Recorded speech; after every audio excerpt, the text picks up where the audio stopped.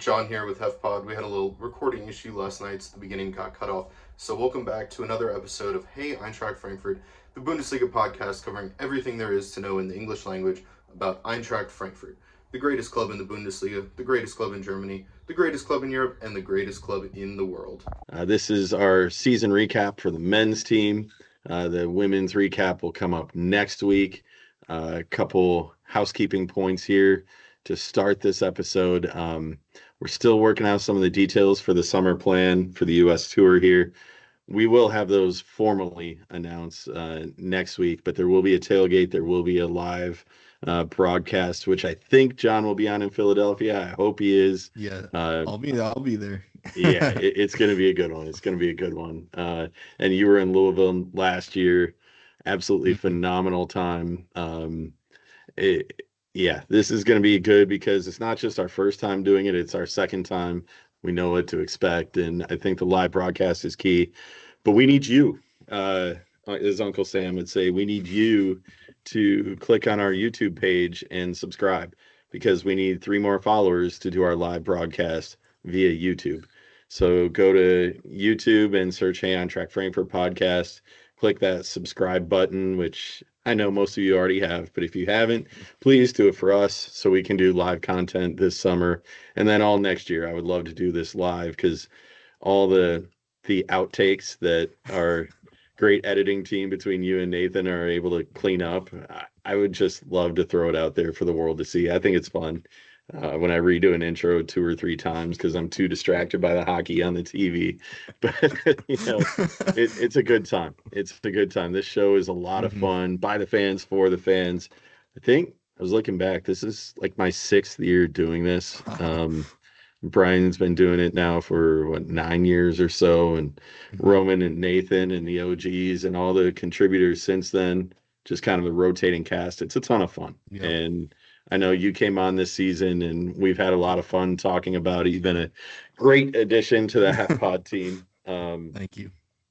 And we're going to run it back next year, right? We're doing it all over again. Yeah, absolutely. Good. So yeah, let's get into our men's recap here. We're going to jump all over the board here. There's no real run of show as much as there is just starting last summer. The U.S. tour had us all fired up for what was going on and getting to see some of those guys. My daughter was absolutely loving that team event the night before the match and running around grabbing autographs. You were killing it with the autographs, and we gave about half of them away throughout the season for different things. It was a good time last summer, but then we got down to business. The way that Germany opens with the Pokal match before league play is always a little nerving for us because, I mean, sometimes we just bomb out against a 3rd division side. And if we don't do that, then we're making a run to the semifinal later. There's no in between with this club. But I thought that one was interesting. A 4-1 victory over the other Eintracht. But there was still a lot of question marks for what our roster was going to look like. And with the Marmouche stuff up in the air, I don't think he had moved before that point. There were rumors about him during the summer, like Nottingham Forest, given like a 40 million offer and us declining that. And well, thankfully we did. But, I wouldn't have been shocked, if Krosche had said, 40 million for Marmouche, given the season that he had or I guess 2 seasons ago now. Yeah, it's not an unfair offer. It's kind of something where, like, the way that you play things with your roster going into a match like that against a lower division side, you want to rest guys. You want to, because you got the league starting shortly after, but then you also want to see what your group looks like. So Marmouche starts that one. I think he played the full match, but he didn't hit the score sheet. And, for all the talk about him at the end of last year and going through to the season, that was all eyes on him. He looked great. But to see some of the contributions from Matanovic and others at that point was kind of an eye-opener. Because we had heard a lot, we saw a lot on the tour and preseason friendlies. But it was nice to see names on the score sheet like Chaibi and Ekitike got two there, and Matanovic with the other one. A solid start, rock solid start. And then back into league play, opening up against Dortmund, kind of a slap in the face. I was A at a little kids bit. tournament, but the frustrating part of that, in between watching the kids and mostly watching my phone, it felt like Frankfurt was the better side. And we know how bad Dortmund was early on, but to go on the road to a tough environment in week one, which is always kind of I mean, anytime you go to Dortmund, you're on edge, but Mhm. to go there and be the better team for what, 80 minutes of that. And the frustrating part that I'll never forget, as bad as my memory is, those two Dortmund goals came off missed Eintracht chances. I think Yep. there was one off a post, another that went off a body in the box, and Dortmund caught us pinching too Uh, low, and they countered pretty quick If too. if I remember correctly, both of them, at least one of them, came off of their first one came off of a Chaibi chance that he absolutely had to bury. And then the second one, I think it was Chaibi again, where there was a shout for a penalty. It wasn't, but Frankfurt was kind of questioning that, and then I don't know what the fuck Robin Koch was doing, and it just let Jamie Gittins through, and he buries it for his second. But yeah, like you said, we were honestly played well, and we're probably the better side for most of that game. And yeah, you lose 2-0 to a decent Dortmund side, and bounce back very quickly after that, and start an incredible run to start the season. Yeah. And, we're not going to go through every match here, but I thought Hmm. that was kind of an eye opener for us because we had some quiet confidence coming out of camp, but Hmm. I Yeah. think all of us realistically picked a 5-6 battle Yeah. for Europe kind of finish. We all thought that four was, if everything went perfect, far above expectation, four would be that upper limit. But really, for the most part, guys never look back. I mean, the rebound on match day two, the home opener against Hoffenheim, a 3-1 victory, and then back to back Wolfsburg and Gladbach, and just kind of getting into the rhythm really quick. It spoke to me as a side that didn't have a lot of turnover last offseason, and Hmm. I thought that was a positive thing. Um, we've had major turnover so frequently with this team that it really gets to the point where you're just kind of like, can we have something nice and keep it together? I want to buy a Yeah. jersey and it not be a player that leaves the following summer, please. Yeah. But really, once guys settled in, we'll roll out some stats. I mean, the lowest they went was 6 after that first couple weekends where things Yeah. sort themselves out. In match day 7 and 8, they were in sixth in the table, and then the lowest they fell after that was fourth for Yeah. 2 weeks, late in the year, about the three-quarter mark. So let's talk about the first half of the year. Yep. Managing three different competitions. I thought let's talk about the Europa Europa League for a little bit with the new setup of the tournament Hmm. and the way that played out. Did you like it? The whole giant group, the league play instead of the groups that we're accustomed to. I I think I think I like the format more. Um, I question whether it's really necessary to increase the amount of teams and then play 8 games instead of 6, because now you're going into the second half of the season, and you're still playing that initial round of Europa League. But I like the idea of a league phase more so than the groups, just because you play a different opponent every single time, and I think that allows the table to have a little bit more of a real recognition of who deserves to advance and who doesn't. And obviously, my favorite part of the new format is that there's no dropping down anymore. Like, you don't miss out in the group in Champions League get third, or third in Europa League and drop down. So I think that's a really good aspect of this as well. So overall, I would say I'm a fan of the new format. I like the idea. I don't. I like playing against bigger sides. I like playing against smaller sides, but I don't necessarily need a home and home against, Mm-hmm. a Roma. A one-off against them is fine. Give me more Victoria Pilsen and those kinds of places where we don't get to go very often. We'll see them once at home or once on the road, and call that good. Yeah. I think there's some things they could flush out with this a little more. Maybe a little more regionalized structure, or there's some things they could do. A lot of these teams did a lot of travel that had implications in the league, and we managed it pretty well. But there was some debate among other sides. But I'll say the opening draw against Victoria Pilsen 3-3 had me on edge a little bit. That wasn't the Yeah. opening that I was expecting, especially with a hot start in the Bundesliga. But that's kind of one of those things where Europa League, we're not the only side that gets up for that. Yeah. Everybody who's not disappointed and not in Champions League is up for Europa League, especially in the smaller countries, and they certainly took it to us a couple times there. Yeah, I mean, with that match, I mean, we were leading 3-1 until about the 80th minute or so, and concede 2 late goals.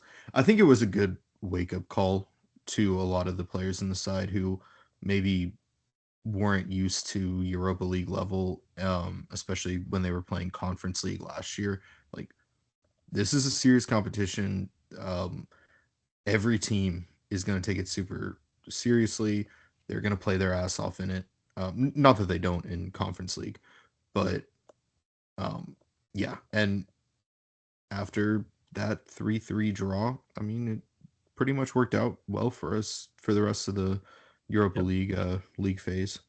Yep. I thought a match that really stood out to me was Besiktas a week later, the first week of October, going on the road to a historically very hostile environment, and a good traveling support going to Turkey too, and just really taking care of business very effectively with a 3-1 victory. But then following that up just 3 days later, as we talk about our favorite match of the season, one that got quite a few votes, was that 3-3 draw against Bayern at home, which kind of the way it happened, going down, we're down 2-0 in that one, I think. And then like Bayern scored, and then we scored one right back, I think. There was a lot of ping ponging around in that one. But I thought that was a match that, on the emotion of the Europa League victory, to pull a draw against Bayern, who was already, setting themselves up for the championship run we saw, I really liked that we didn't get overwhelmed emotionally from Europe. And that says stability year to year, leading to more confidence in European play and balancing the emotion of the league 3 days behind it. Yeah, for sure. And, coming, yeah, like you said, Besiktas is a hostile environment, even though they haven't historically been very good in Europe.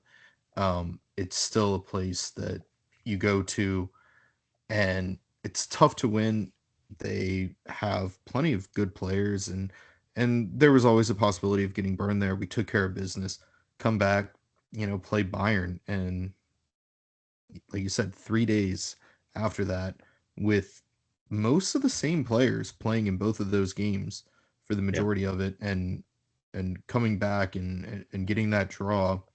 And two of those Bayern goals were, I don't want to say flukes, but they were just really poor defending on corners. Where if we had cleaned up a little bit there was possibly even more to be had in that game. And I love the poetry of Omar Marmoush with all the rumors right before the season. Was he going to be around, sitting out a match? Oh, that's just because he's not well. It has nothing to do with transfer rumors. And then he comes and puts one in the 90+4 to steal a point there. Yeah. That is, you could see it growing at that point in October as Frankfurt's rolling Europe and rolling in the Bundesliga ahead of schedule. At that point, they were up to second in the table. I was gonna say, I think on the podcast that we recorded right after that game, Matt even was talking about, guys, I think we're gonna win the fucking Bundesliga. That's how much the emotions were flowing Yeah. well for us at that time in the year. And it was the financial reality too, that every time Marmoush scored a goal, a couple more $1 million were added to that check. And I mean, ultimately, you could see that he was building up for a move. He wanted it. He performed like someone who wanted it. And I think Eintracht was fair in ultimately granting that. But he proved that he was worth the high dollar amount that we were asking. And I think that showed a mutual respect too, because he is as good as he was. It was never about him. And that's something that this group had, I think, that maybe some others that stood in good positions in the table in the past failed to have, was that ultimate team over individual chemistry. Ekitike has it. Marmoush has it. Guys that know Frankfurt is not their final stop, but they treat this place with respect. They're not like, I'm not going to drop names, but we've had enough players here in the past where they didn't respect Frankfurt and the people and the tradition. As difficult as it is to pinpoint sometimes, the strong tradition that Frankfurt has and the respect it deserves because of that. And Marmoush understood that, and he played like it every single week. He was a hero when he needed to be. He was a teammate when he needed to be. And for that, I'm not going to say too much bad about him leaving in the winter transfer. It worked out in the end, didn't it? Yeah, exactly. Barely, but every recap I've ever done, like I said, I think this is my 6th one now. There's always a point where we talk about a roller coaster in September, October. Really having a hard time finding one. Even like, let me pull up the schedule here. If I'm gonna nitpick a little bit, I could say that a 1-1 draw against Union Berlin in late October, but then you back that up with a victory a couple weeks later, the 7-2 victory over Bochum. That one raised some eyebrows because like Bochum's not good. We all know this. They were one of the worst teams in the league. But the way that the spreading scored out in that one, the scoring spread out, there we go. On my first beer. But 2 from Ekitike, 1 from Marmoush, Knauf, Brown, Dahoud, Uzun. I mean, that's the kind of spread the wealth that we wanted from this group, that we knew you didn't have to rely on 1 or 2 guys all year.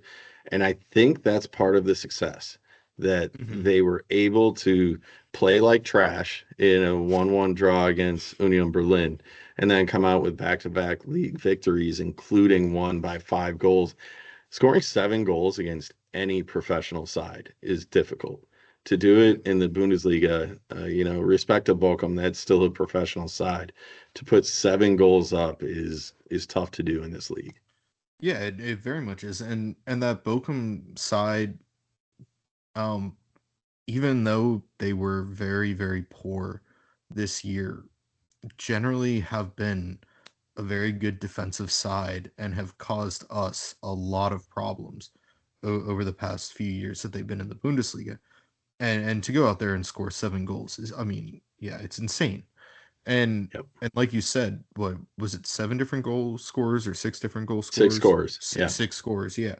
And I mean, yeah, you mentioned them, Dahoud among them as well, who didn't get a lot of time, and he still was able to get on there. It showed that this squad had a lot of quality top to bottom, across the pitch and in depth. When the players are playing at their best, it's a really, really good side. Yeah, for sure. Moving through the schedule a little more now, get into the heart of Europa League and 8 match days in that new format. There was never really a doubt that we were moving on. The goal was to be in that top 8. to not have to play the additional qualifier and go straight to the knockouts. I thought we did a good job of taking care of business until we went to oh wait, that match was at home. No, it wasn't. The Lyon match was on the road, I think. Yeah. Yes. Yeah, that match was just not good. We went on the road there and laid a stinker. I wasn't able to watch, the last 15 or so minutes of that match, and from what I've heard, we kind of started to push a little bit at that point, but that was too little, too late. And that's a Lyon side that they're decent, but it's a side we probably should have been able to take care of. Yeah, they finished 6th in League One, so certainly not the result you would expect even on the road, given what we knew this team ultimately is capable of. But I think it came at a good time because it recentered the focus a little bit. It said, hey, we do have to pay a little bit of attention here. Bad stuff can happen. And it was kind of a safe point where it didn't totally knock us out of that top 8, but at the same time, we still had a lot we had to work for. And sometimes those low casualty losses can help a group out. Yeah, for sure. I mean, and even though ultimately we lost the game in Rome, right?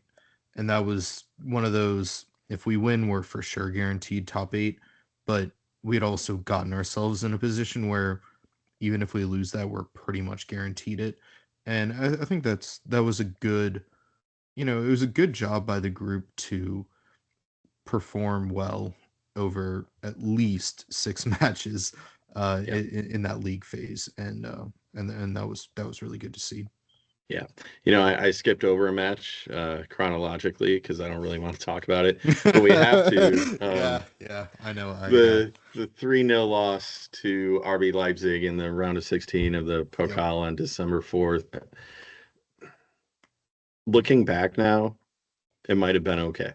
I don't know if we would have had the legs to run to a 3rd place finish if we made a deep cup run, but it's a Pokal, it's special, especially in Frankfurt where we've had so much success. But that one also hurt because of who it was to.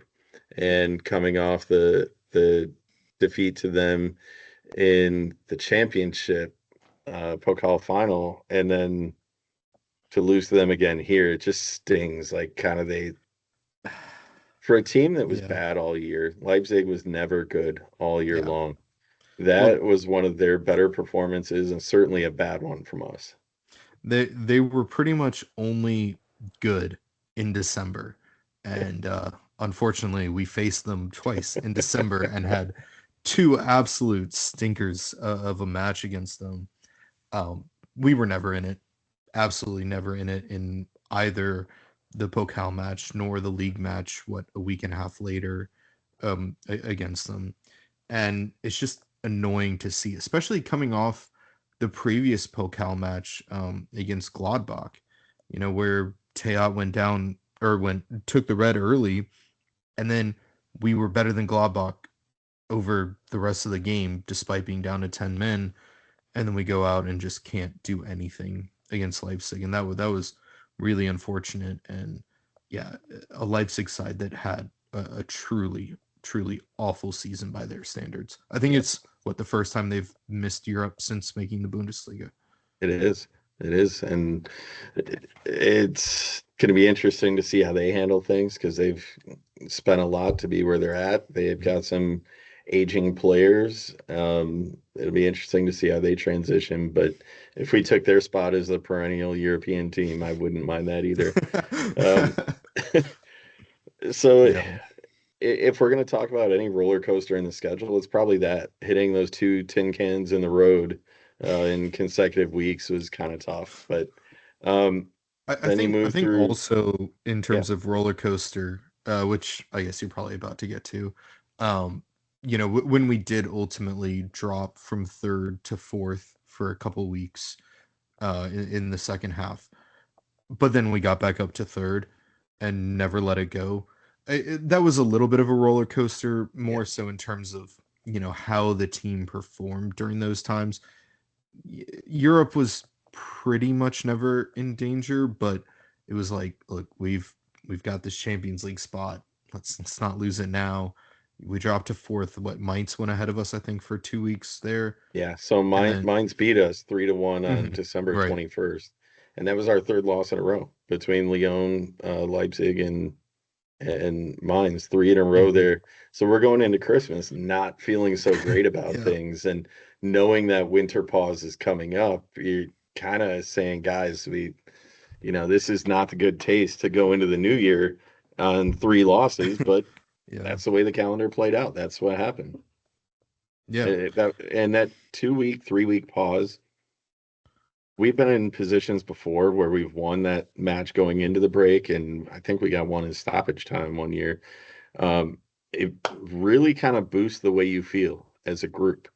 Um, and then to not have that feeling going into the calendar year, which the women's side sat first in the Bundesliga table. We're sitting, I think, fourth at that point, still comfortable compared to where we wanted to be. But then you got, 2, 3 weeks to think about losing 3 in a row. Did not sit well. Yeah. But the boys came out and leave it to Omar Marmoush again Yeah. in one of his final appearances with the team, getting the winner over FC St. Pauli Yep. on the road. A tough matchup in that environment. They were geared up for it coming out of the pause. I thought their defense played us really strong in that one, and Yeah. Marmoush taking care of business certainly saved. I thought that was a draw-worthy performance from St. Pauli. Hmm. But Marmoush just added 5 more million off that goal by itself. Yeah, and that was like, when he was heavily deep into the rumor mill at that point, and he went out there and pretty much single-handedly won us that game. Yep. And against the St. Pauli side that, yeah, like you said, defended us well and defended a lot of teams really well that year. And um yeah, when he did that, and then um who was it? Freiburg the next match, right? In the Yep. league. I think that was Marmoush's last game for us, and he also went out there, performed well, and Yep.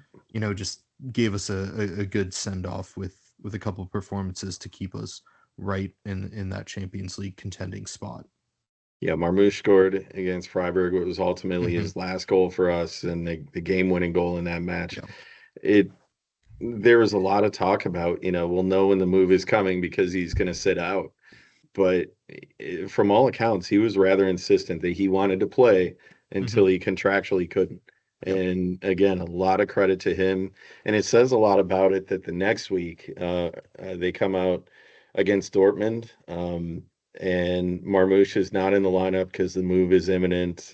I think one side had announced it, but it hadn't been confirmed yet by the other side. I think Yeah. Man City hadn't announced it yet, but we said, hey, Marmoush is out. But for him to be welcomed back on the pitch by the players and getting an ovation from the Northwest Curve, that Hmm. to me was a special match Yeah. because most players move on, their bags are already packed, they're already there, they're staying in a Yeah. Ritz in London, you know, that's not Omar Marmoush. And it felt really good to see his teammates appreciate him, to push him up front, to receive his due applause. And Mhm. we can't forget just how pivotal he was in making this happen. Yeah. It's very easy to rush guys out the door and negate their impact because we don't like that they left. But that's the reality of the game today. You have to be willing to say goodbye to some players you really like in the sake of keeping them happy. And Yeah. I think Dino Topmuller and Marcus Krosche deserve a lot of credit for how they handled that move, but also how it didn't distract from the ultimate goal. Um, there there was no slippage, and that's what I was waiting for. They had backup plans in place. They had moves coming in, and like this is what happens when you don't wait till the last hour of the transfer window, like with Kolo Muani, when you paint Yeah. yourself into a corner you can't get out of. This group lost no step after Marmoush left, did they? I don't know if I'd exactly say that. I think we did lose a step, but at the same time, it wasn't a big enough step to ultimately doom the side. Like, the squad is still really good without Marmouche, and yeah, there was a little bit of dropping some points here and there, but ultimately we performed. We did what we had to do, and got that third place that we had been in before Marmouche left. So, yeah, like a little bit of a slippage, but not anything that killed us ultimately. Thankfully, I think the biggest thing for me was we didn't slip in terms of we didn't drop a ton of points. We lost a match to Roma in Europa League that ultimately didn't mean anything because we were already qualified. But I thought it was interesting seeing guys feel things out. I could be upset about dropping points to Hoffenheim in a draw there. Was that 1 week after Marmouche left? But I think for me, it was just Ekitike learning how to play without Marmouche there. Some other guys that really used him to help create space for them, because it took 2, sometimes 3 guys to get over on and keep Marmouche in order, and that freed up a lot of room for other guys. And so it took a feeling out process for a few weeks, but guys picked it back up. I mean, February, was there a point in January, let's say after Marmouche left, so early February, was there a match where you said, okay, or was there a point, an event or something that happened where you said, okay, maybe Champions League is possible? Dude, honestly, that Dortmund game, when Marmouche was in the stadium but already gone, we beat them fucking 2-0. And I know Dortmund hadn't been great on the road that year, but that was still aside. We lost, or did we beat them 2? I forget what. Yeah, I think it was 2-0, right? And we had lost to them 2-0 in the first game, and so outplaying them heavily, winning 2-0 in that first game without Marmouche, I think showed, all right, this side can handle this loss. I'm not sure there's a specific game after that point that really sticks out to me, but that Dortmund match definitely does. It wasn't in league play that I noticed it, but in Europa League, back-to-back wins against Ajax, and the convincing one, that 4-1 victory, where we had the 2-1 victory on the road in Amsterdam, and then we come home just needing to play to close it out. If you play to a 0-0 draw, it's the same result. But they go out and get a 4-1 victory, and absolutely everything clicked the right way there. That for me was the one where I said, this isn't necessarily a good team. This can be a great team. I would disagree with you in the sense that I think it's the first Ajax game that really impressed me, because we went down early in that game and Brian Brobby was giving us a lot of problems early on defensively. And after about 20 minutes or so, we locked in, controlled the game, and won it 2-0, or won it 2-1 in their building. The 4-1 match in the second game, Ajax played a lot of kids. They had pretty much recognized that they weren't, because they had a few injuries as well, that they probably weren't going to go far in Europa League. And at that point, they had just come back and were leading again in the Eredivisie. Ultimately, they dropped that, which was impressively bad.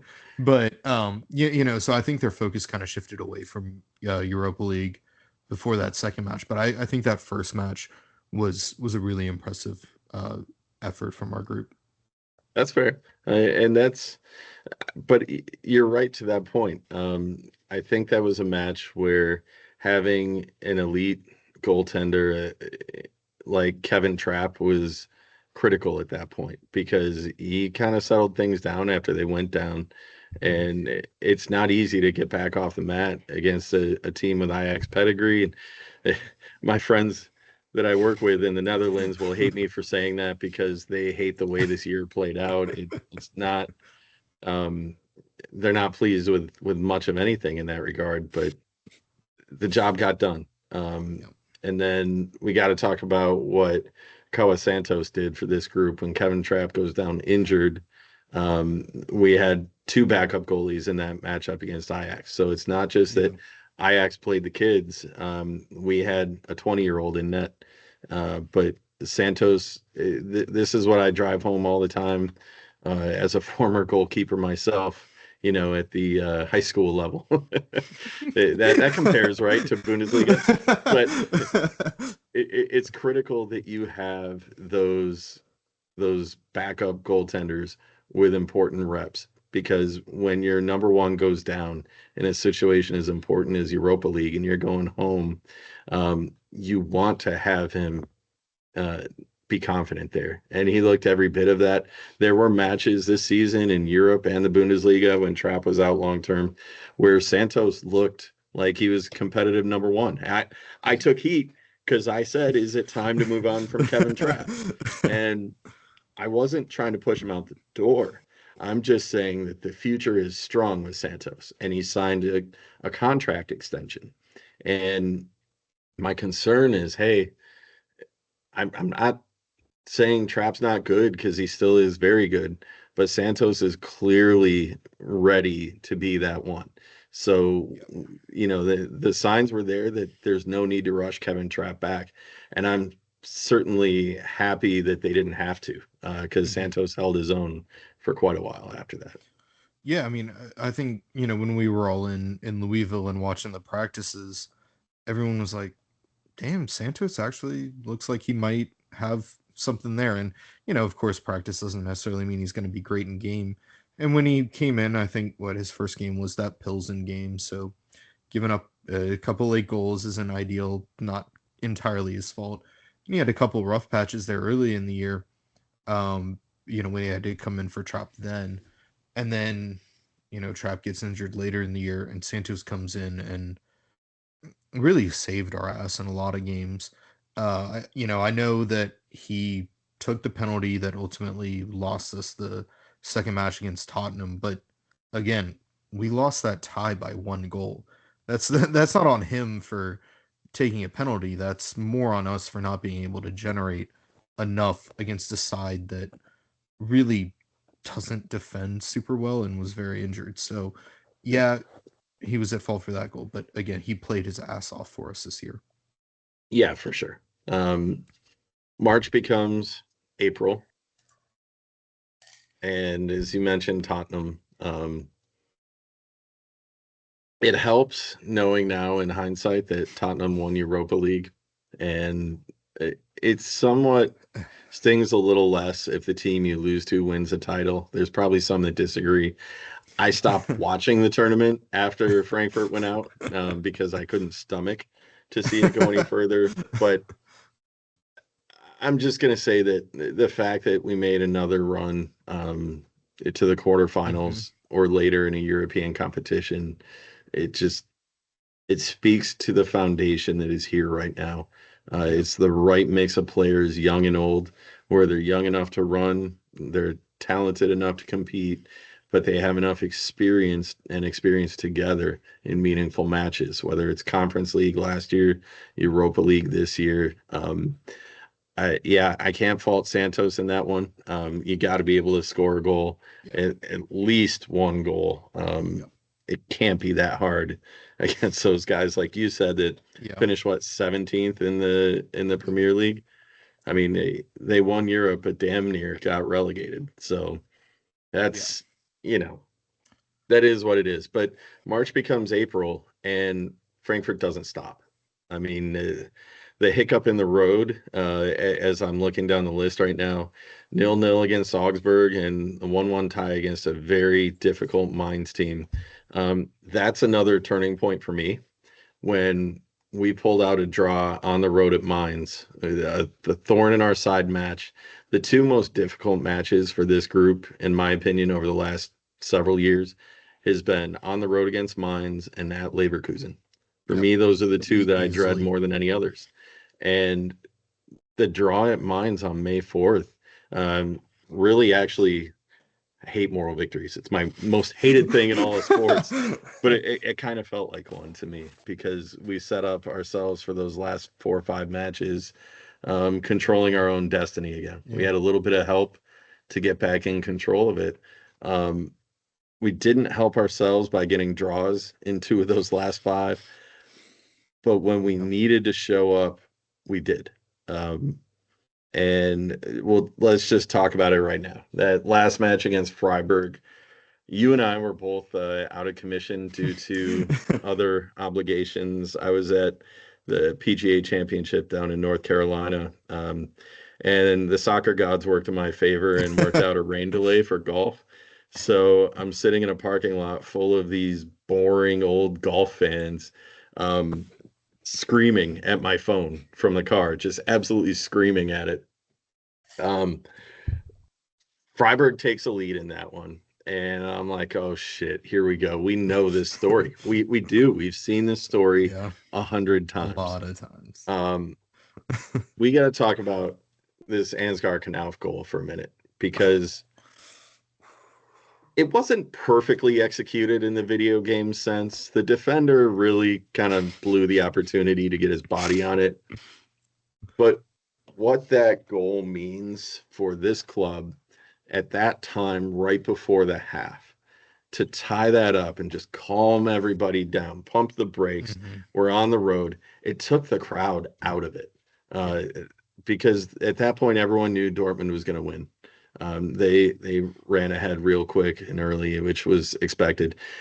But now it's up to this match, and all we need is the draw.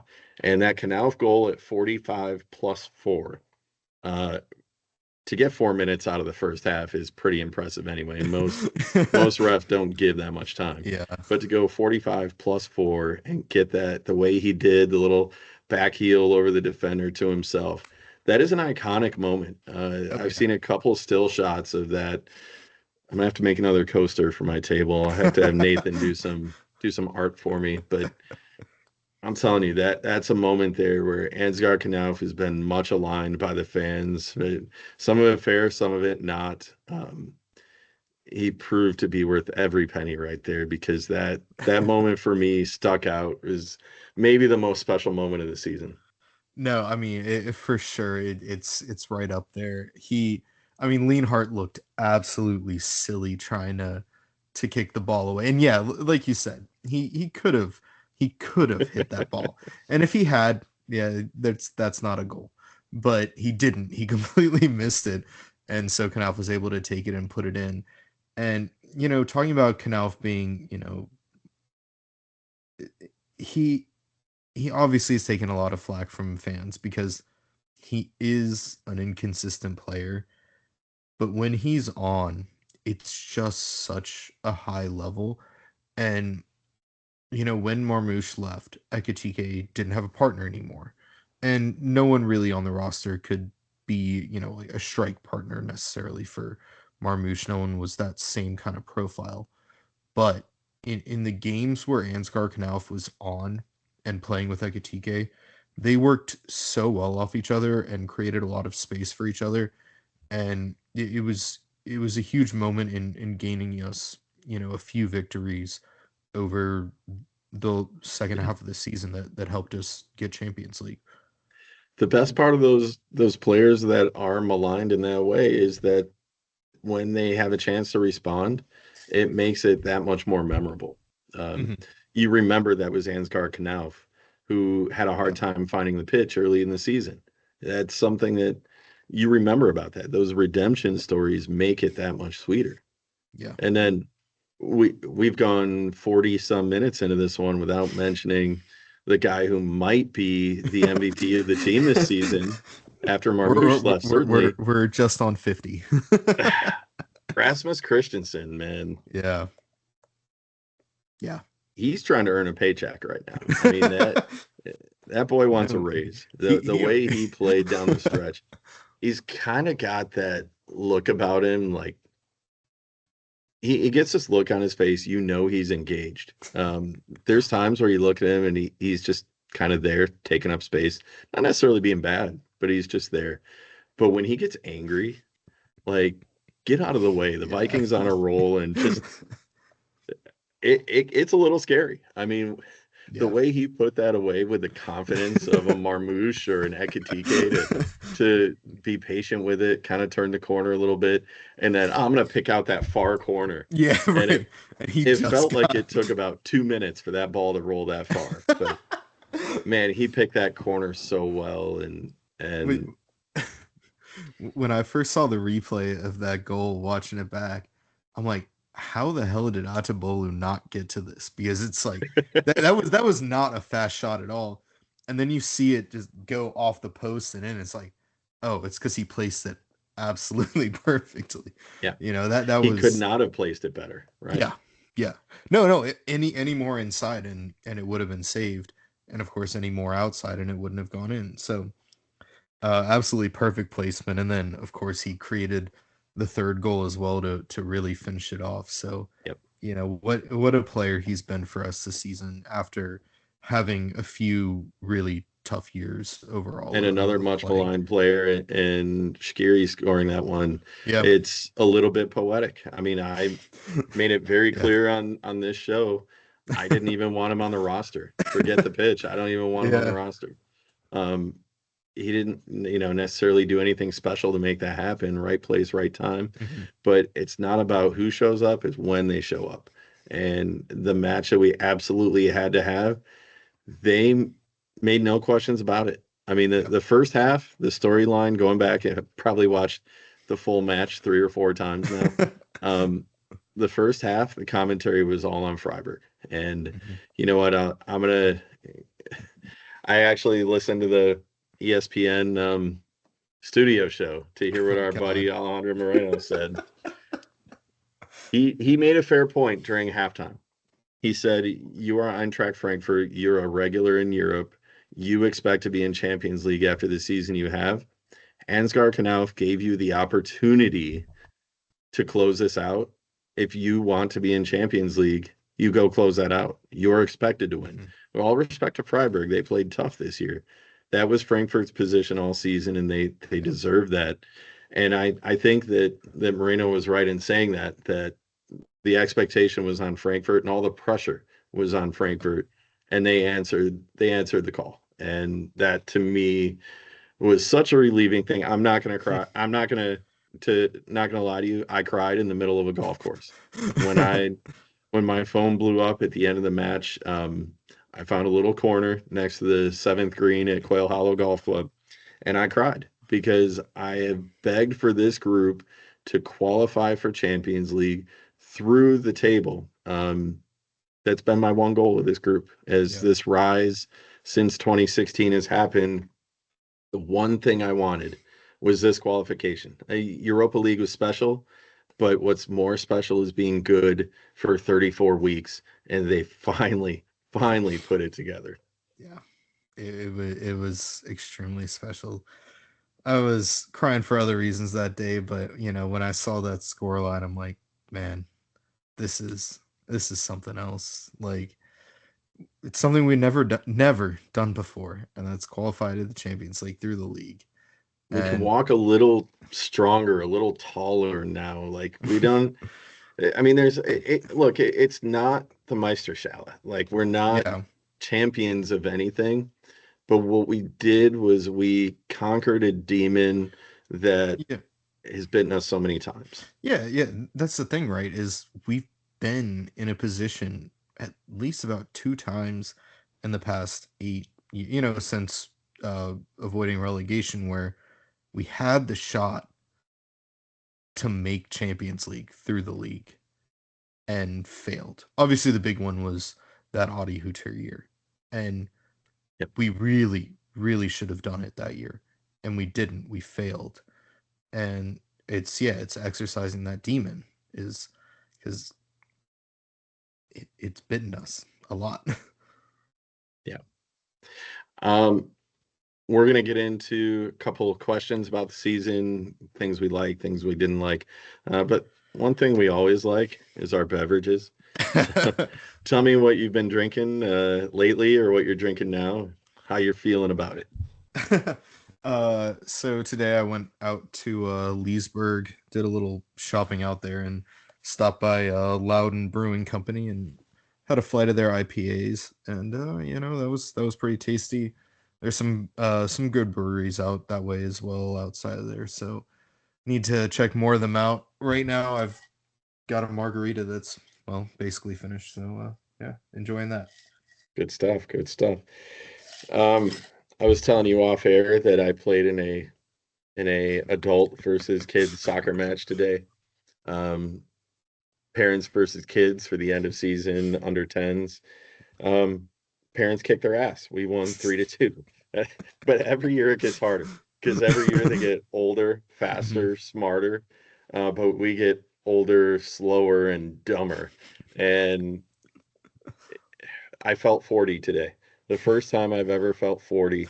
Um, I'm pretty active in the gym, but I got out there on the pitch today, and it's like I'd never played before. I played really well, but man, I hurt right now. So I'm using some liquid medicine to fix me up. The last of uh, my shipment home from North Carolina, Campfire Fairy Tales from it's a porter from Divine Barrel Brewing. Uh, Man, it literally tastes like it says porter with marshmallow, vanilla, cocoa nibs, graham cracker, and cinnamon. Yeah, It it's a literally s'more. tastes like a s'more. This stuff is straight straight campfire taste to it. Absolutely delicious. Hell yeah. Yeah. What's Divine the Barrel percentage on Brewing that? out of Charlotte, North Carolina. Absolutely wonderful stuff. Nice. So, What's the percentage on that? I mean, it's porter probably sitting at 6.8. Yeah, Okay, okay. It's not as high that's as I thought it might pretty be. solid porter. Yeah. Yeah. Um, Trying to think if I had anything else good recently. I tore down my deck, so I've been doing a lot of. Do you have like working beers that are like, the beer you drink when you're doing manual labor or something you don't want to be doing? Like for me, it's Michelob Ultra because it goes For down like water, and I was utilizing power tools, so I felt the need to not drink alcohol, even though I really craved it because I was so angry at myself. But I probably have more Michelob Ultra the last 2 weeks than I have the last 10 years combined. for similar reasons, my go-to beer like that is Bud Light. It's a good one too. Yeah. Yeah. Always got to have some in the fridge just in Oh, case. for sure. Yeah. So let's talk about we recap the season kind of chronologically. Let's talk about the season around the Bundesliga, and then we'll talk a little more about Eintracht Frankfurt. Last week we talked about our surprises around the league, but now that we've had a week to digest it, we've seen that Stuttgart won the DFB Pokal. They're headed to Europe. And they go to the Europa League spot, right? Yep. So now there's Yep. 2 Europa League spots, I believe. Yeah. Yep. So mines goes to Conference League with the 7th spot. Um, Well, six still, but well, 6, yeah, but they slide below well, Stuttgart in the European order. right. Yeah. Yeah. Now that we've had a week to sit on it, digest it, do we feel like that top 5 shaked out properly? Bayern, Leverkusen, Eintracht, Dortmund, Freiburg. It really still sits wrong with me that Freiburg is below Dortmund. Just from the quality of seasons that both of them played, I don't. Freiburg got punished for having a bad finish. Uh, it's a hard one to say because on the face of it, Dortmund had a really bad year, but that was a really bad year by their standards. And once Niko Kovac took over, it took a couple matches, but they started playing really good football. Um, Deservedly won a lot of matches. They still had one of the best goal differences in the league. They still had some of the best expected goals in the league. So it feels like Dortmund didn't deserve fourth, but I don't think it would be insane to say that they were the fourth best team in the league this year, even though it didn't really feel like it. Um, because they were so far out of Europe when Kovac took over, they were in 10th, I believe. 10th, yeah. So it feels weird. I think if anything, the team that got like robbed the most is Mainz. For me, they were one of the more impressive sides this season, and I think playing better football than Freiburg. But they fell off harder than Freiburg towards the end of the year, and ultimately only got the Conference League spot. Whereas I think they would have been more deserving of fourth than Freiburg or Dortmund personally. Yeah. I mean, it's not that common that a team goes on a run the way Dortmund did to end the year. The only team to win 5 straight at the end. Absolutely astonishing the way that they put that together. I think that one thing that I'm curious about is next year, how Stuttgart deals with Europe. I thought that was a side after being so good last year, and then fairly average to below average, middle to late in the year, a little bit better play, especially in the Pokal. But it'll be interesting to see what they do. I mean, they won their final 3 in the league, and then they win the Pokal. They're kind of primed for a big jump next year. So it'll be interesting to see how they spend, because they've been so up and down with that. Yeah, I'm really curious to see what happens with Stuttgart as well, because I think they're especially a side whose league position belies their talent and how they played for a lot of the season. So while I would have preferred Bielefeld to win that final just for the storyline for a third tier side winning it and all that would have been really cool, but I'm not upset that Stuttgart wins that and goes into Europe, because I think that gives them an opportunity to keep most of that squad together. And they're a squad who they missed out on the top 24 in the Champions League phase this year, but just barely, and they had one of the toughest schedules of any side for those 8 games, and they played their ass off and I mean, the only game they played horribly was that 4-1 loss to Red Star, which that's what ultimately doomed them. But they played Real Madrid well, they played Juventus well, and they've got really good players. They're going to lose some guys. They're going to lose Enzo Mio, El Torre, who I thought they had signed on a permanent in the summer. It was just a loan with a 30 million buy clause, and they're sending him back to Atalanta. So I think that's probably money well saved.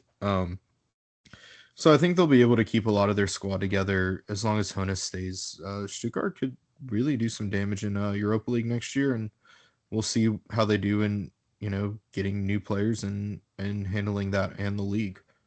Fair. But this is not the Stuttgart podcast. It's Eintracht Frankfurt podcast. So yeah, fair. Let's get back to the team at hand here. We asked it before. I'm going to ask you again.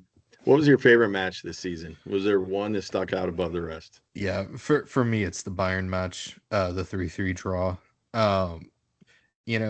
Part of it's because, we had a watch party here in DC for it. So we were all together for that, had a good squad, and that was a lot of fun. And coming back and just getting a tie at the end.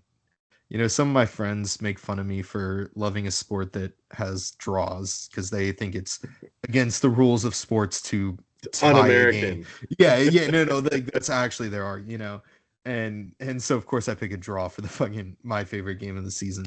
But it was such a good match, and coming back and the excitement from tying it up there.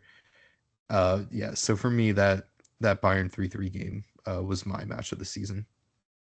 So I was actually going to use that one, and Freiburg was on the list as well. I think historically the Freiburg one will sit more with me. Mm-hmm. Yeah. I think it loses a little bit because I didn't see the whole thing in real time, right. But what it meant was huge, and the Canal goal. But the one that I'm going to stick with is that Dortmund 2-0 at home. The balance of losing on the road in week 1, 2-0, and then coming home and getting that 2-0 back without Marmouche in the lineup, the ovation that he received leaving the building, I think that that will stick with me is the one that kind of galvanized this group, that said we're aiming for more than just being good. We want to be great. And that, Yeah. that to me was kind of a put hair on your chest match, and they certainly did that, and that was fun to watch. Yeah. I'm curious what other people think their favorites are. We Well, started with a list of like 7 or 8 as we whittled it down, and they all have measurable um, yeah. measurable reasons to be in that contention. But we all pick them for different reasons too. No, yeah, I was gonna mention a couple of the others because I'm looking at the list right now, and you've got, as we talked about the Besiktas match earlier, we talked about the Bochum match earlier, we talked about the Ajax 2-1 because that one was on the list and not the 4-1, but both of those could have been in there. The Gladbach Pokal match 2-1. I think that one for me is an underrated one. It's not going to sit in memory for as long because we lost the next round, but I thought that was a really impressive match. And there were so many good matches this year. We had an amazing season, so Yeah. lot of fair choices to pick your game of the season. Yeah. I the Ajax one is special for me because my job is based in the Netherlands, and my entire team of 11 people, 8 of them are Ajax fans, and the fact that they had to sit in the stands and get text from me uh, had to sit very bad with them. Oh, So I for was special reasons, I like that one. I was watching the one that was in Ajax or in Amsterdam. There were a couple traveling Frankfurt fans who are actually from Stuttgart, and Big Tom hit me up and was like, "Hey, is anyone in DC watching this match?" And I'm like, "Well, I don't think other people are going to, midday on a weekday, but I am." So, I went and I watched with them at a bar, and then at halftime, a couple older guys came in, but they were Ajax fans, and so that was a fun experience as well as just controlling the game. So that Yeah. was fun. So let's talk about our MVP for the season. Hmm. Put a few of the contenders out there for you. Leading scorers: Hugo Ekitike, 15 goals; Marmoush, 15. The difference: Ekitike in 33 matches league play; Marmoush in 17. These are strictly in Bundesliga scoring. Hmm. Obviously, Yeah. a lot of contributors and other competitions, but Marmoush, with only 17 matches played, still led the club with 9 assists, Yeah. which tells me we're either balancing that out or we need to move the ball around a little more. We still we still kind of lack the ability to place a good cross that we Yeah. were so good at in the Philip Kostic days. We still kind of lack that ability right now. I didn't think we were as good from the set pieces as we should have been. At least we didn't wait till the last match day of the year to score those this year. But Yeah. as we look at MVPs, who would be your MVP for the Yeah. season? When you're talking MVPs for this year, there are really only three choices. You've already named two of them. The third, I think, would be Christensen to consider. But I don't think it's particularly close. For me, it's Marmouche. On an individual level, through 17 games, just talking league play, he had 15 goals and what, 9 assists, right? Yep. Yeah.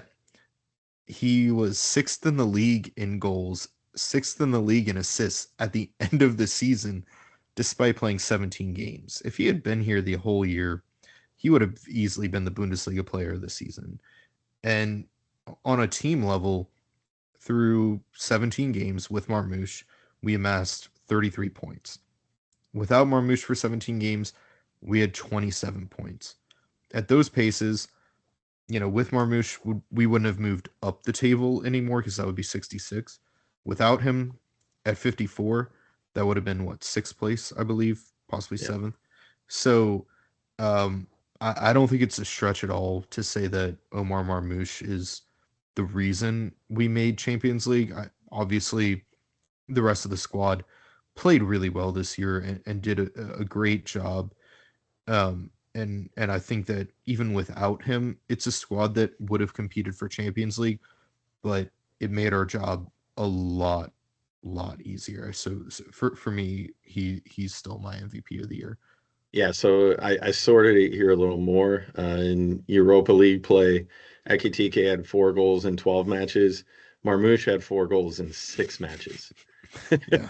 Yeah. And then in as I do real time stat tracking, stat sorting here, in the cup, we were led by Ekitike with 3 in 3 matches, Marmoush with 1 in 3 matches. Mhm.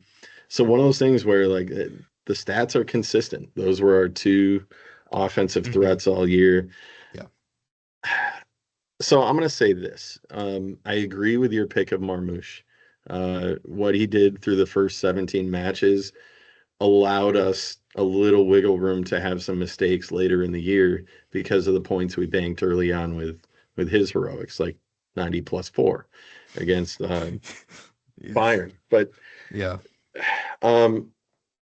When I look at the course of the season with Hugo Ekitike and a guy who came in last year, and he wasn't fit to play as a 20-year-old coming to a new club, he wasn't fit to play yet. We spent the money on him. It's a little concerning to me.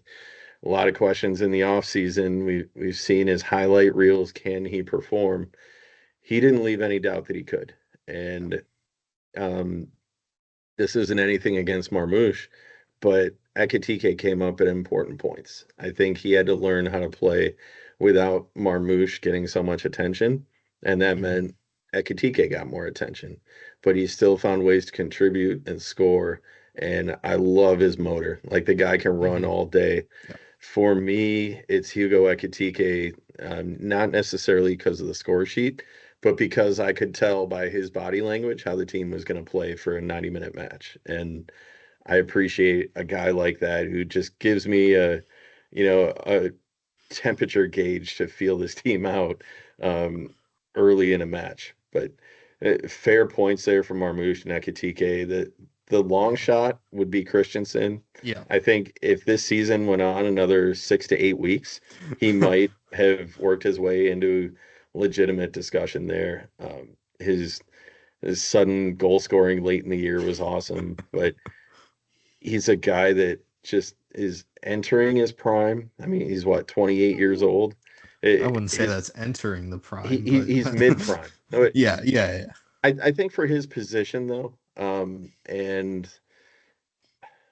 I think the more thing is, so like, because when you're playing in the Premier League, your prime is expected to be younger, but you're not necessarily like primed to be ready at that point.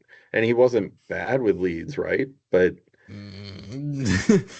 no, we kind of took a flyer on him, didn't we? I mean, yeah. hoping he would turn because he wasn't very good for Leeds, and he wasn't great on loan at Roma last season as well. And so, and of course every player's prime is different.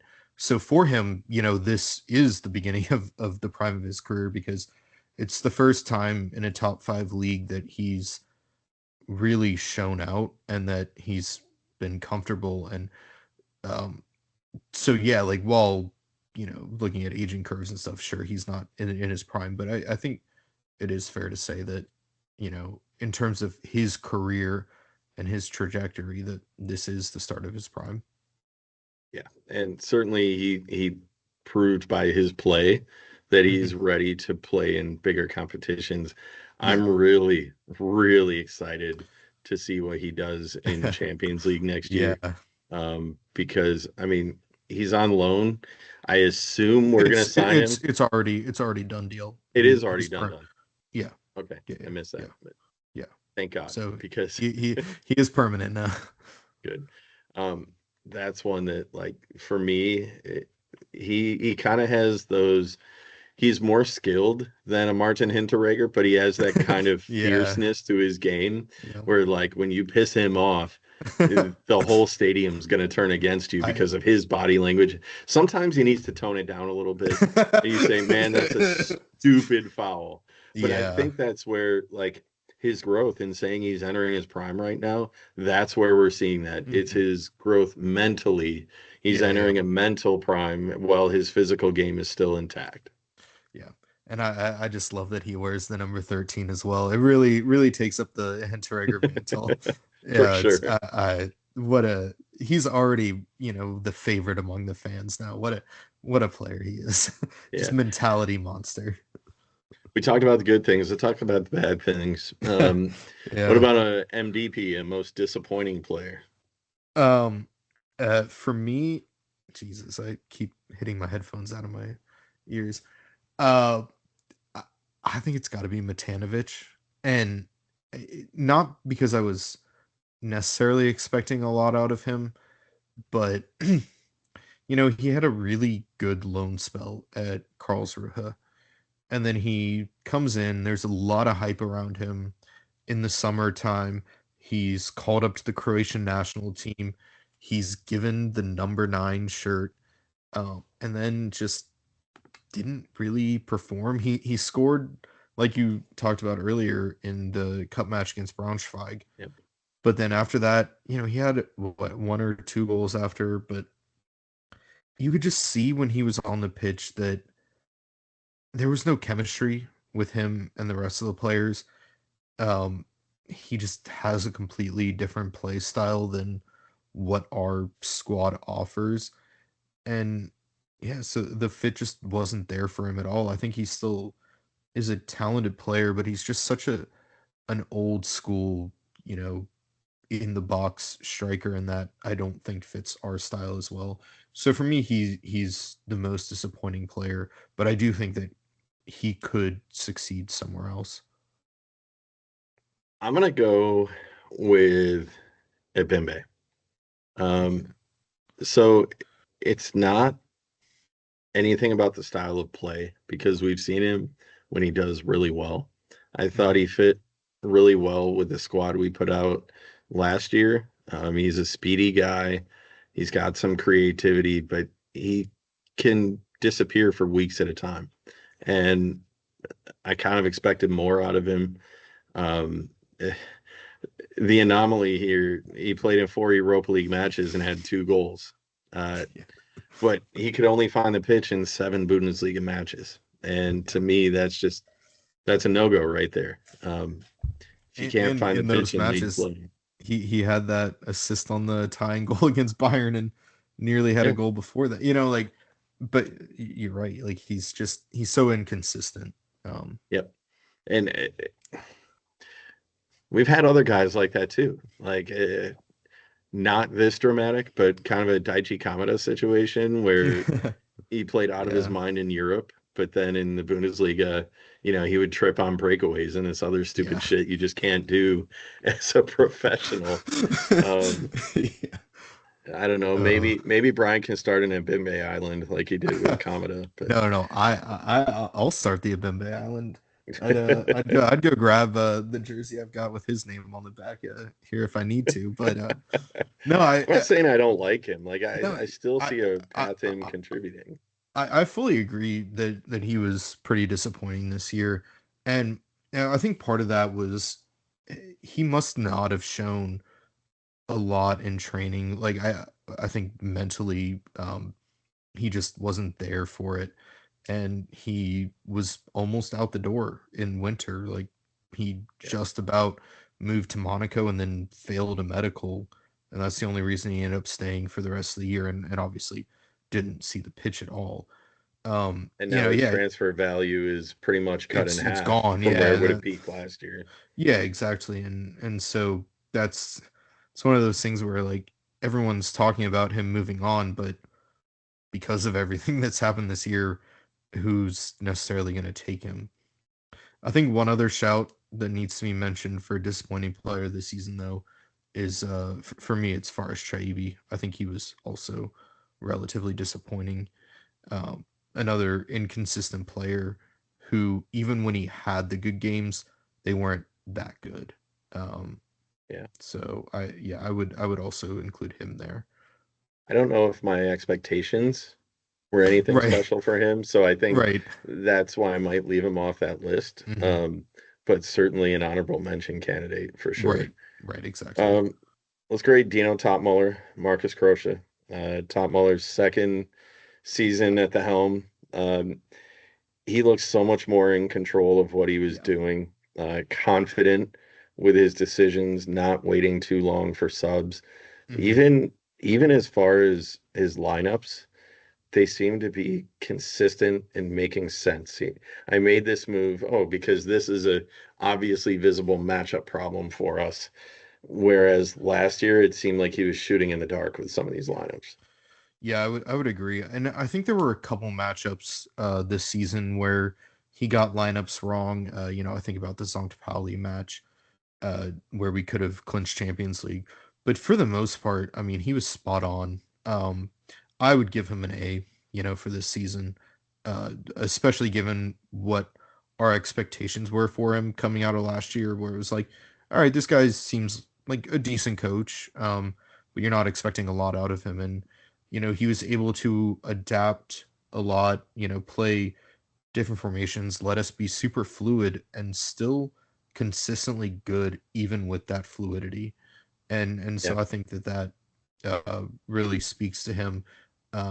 We had some changes in the assistant coaches, and I think that while our set pieces weren't good this year, they were still not awful like they were last year. So, there were some good moves made overall that really helped on a coaching side to take this group to the next level.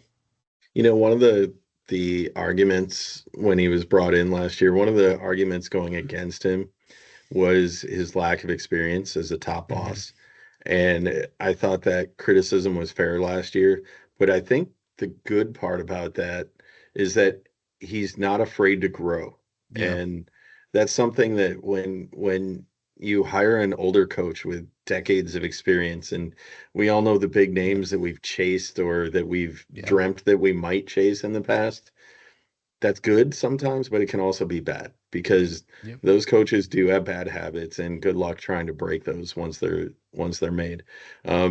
Dino doesn't seem to have bad habits. He has learning experiences that can be frustrating sometimes, like St. Pauli, like you said, but he learns from that. And I think that's going to make him better as a coach. And I certainly think he's earned an extension or the opportunity to, get some good grace and whatever might happen next year. But I also think it's important to bring up Marcus Krosche here because what he's done financially, just the financial turmoil that COVID threw every club in Europe into, even the Giants were dealing with money issues. The COVID debt is gone. I mean, the club is running it, the football part of the club is running at such an insane profit right now because of the strong moves he has made.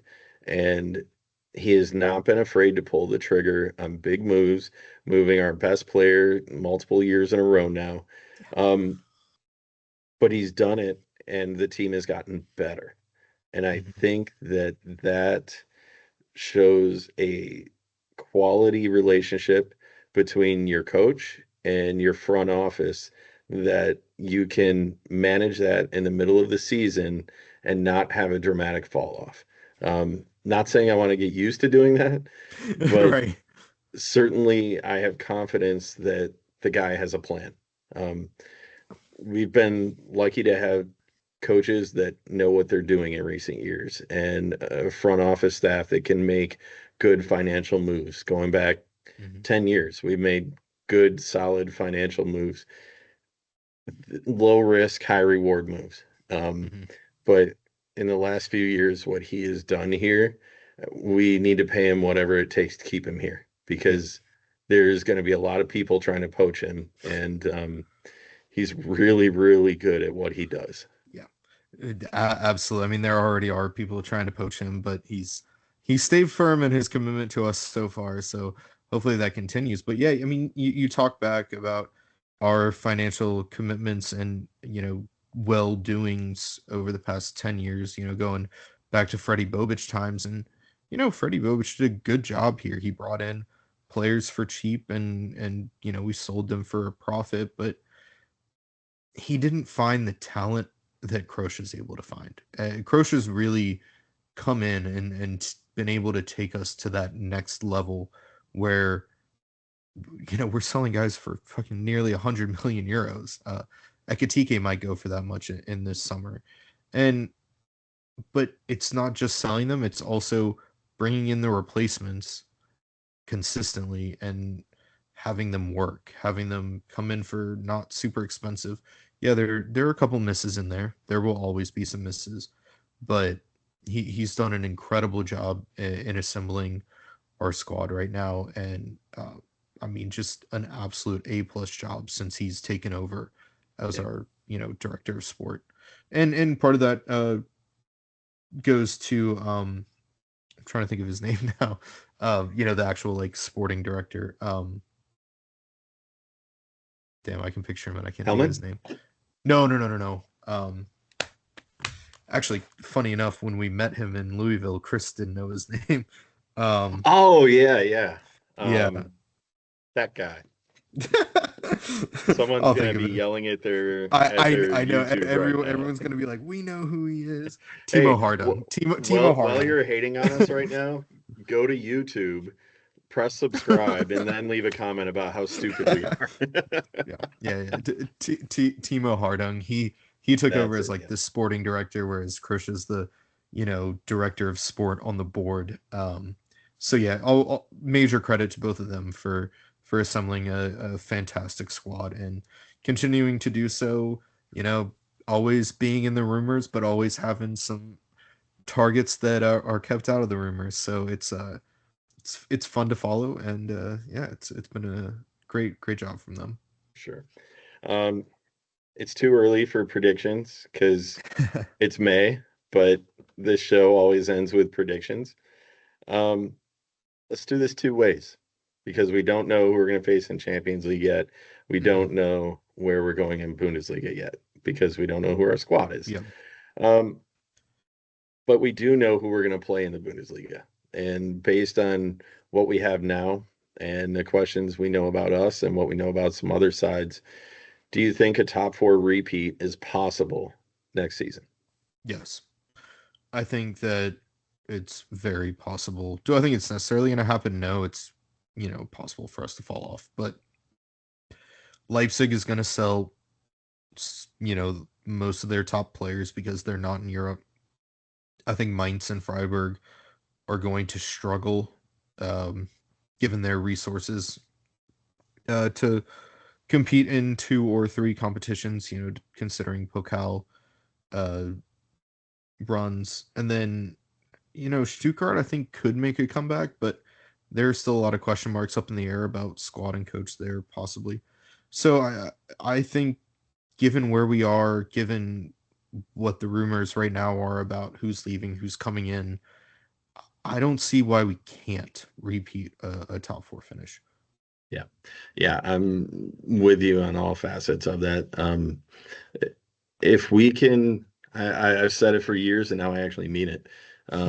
Qualifying through the table for Champions League in successive years will mean way more for us than anything else out there financially. Like winning in Champions League is the biggest financial incentive that there is, but just getting there is a windfall of cash in its own. It's going to pay off so well.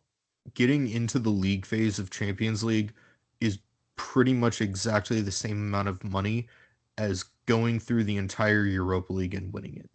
And that's just getting there before you even win a group league phase match, which also gets you millions of euros. So, and you know what we can do now? We have the freedom to maybe go out and spend a little bit more money than maybe we were expecting to, or maybe we financially responsible people should, as Nathan hates me for saying something like that, but I'm a fan. It's not my job to think finances. It's my job to think about winning. And that's all I care about as a fan is winning. I don't care about the balance sheet back at headquarters because that's not my department, but we're here for the wins and we saw a lot of them this year. And this summer certainly has a good feeling to it, John. Any final thoughts on this past season? You know what? It was just a fun ride. That's really all to say. it wasn't the roller coaster that we felt in some seasons past, and in a good way. A lot of good memories from this year. Couple what ifs there, but it was a lot of fun. And you know what? This team made it so that our ugly ass Marlboro kits are going to be remembered fondly. Yeah, absolutely. It's been a fun season. We're going to recap the Frauen next week, and we'll have some firm plans for the summer then. I know you'll be back then. Where are you on social media so everyone can tell you how you messed up not predicting Frankfurt's Champions League? You can find me on Instagram at johnben33 or on bsky or blue sky at johnben.bsky.social. Maybe I'll get on Blue Sky this summer. Maybe that'll be my. You should do it. You should do it. It's good. It's good place. Good place. I miss Twitter, but I'm not going back there. No, so. it's a hellhole. Every time I log back on that app, it's awful. Yeah. You can find me on Discord and Peloton at CND313 or on Instagram at Chris N. Monroe. Because it is our last men's show of the year, we got to go through all the legal technicalities and give shout out to all the boys behind the scenes, all the contributors this year and past years. They're still in the mix. They'll still be back in between all the crazy things going on in the real world. But certainly we can't forget producer Nathan in St. Louis, who I'm going to share some beers with next week. Best producer in the free podcast game that there is. I love his contributions. He loves this club, and what he does for us in the middle of his busy work schedule is awesome. Mm-hmm. Our show art from Miles, he does outstanding work. I've had him help out with not just our hefpod logo, but some of the stuff we did on the website that we're going to bring back next year, because I got the domain back under my control this week. And of course, Brian out in Kansas City founded the show many years ago. He'll be back, might be back next week. We'll see. I'm going to be drinking beers with him this weekend in Kansas City. So I'm going to tell him I'm not leaving until we get him on the show next week. Our theme music is Fórza SGE by Eintracht Frankfurt thrash metal legends Tankard. If you're not following Tankard, you're missing out. Fantastic Frankfurt supporters. And John, you saw him in person at Sevilla, right? Yep. Yes, we did. Awesome show. Legend. Absolute legends. And our outro music, Eintracht Frankfurt by Roy Hammer and Deep Perlinas. Absolutely, Roy Hammer just gets me fired up every time I hear that intro. I know it's coming, and my daughter knows it now. She'll start yelling it in the car, and it's just a good thing. I love it all the way around. Everything we do on the show is fan-run, fan-operated. We wouldn't have it any other way. We're not going anywhere. We're coming right back next week for the Frauen finale, season finale, and to talk summer plans. We thank you for listening to this episode. We'll talk to you next week. Cheers.